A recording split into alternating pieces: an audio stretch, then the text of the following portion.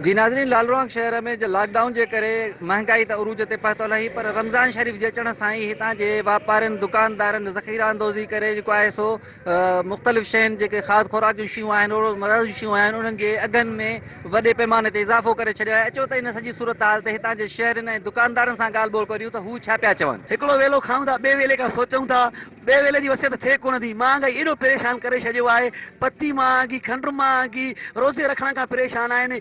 मज़दूर जेके आहिनि कमाइनि कोन पिया, दुकान सभु कारोबार बंदि आहिनि ऐं हेॾी वॾी महांगाई, इन जो असरु जेको आहे सो ग़रीब तबिके ते पए थो।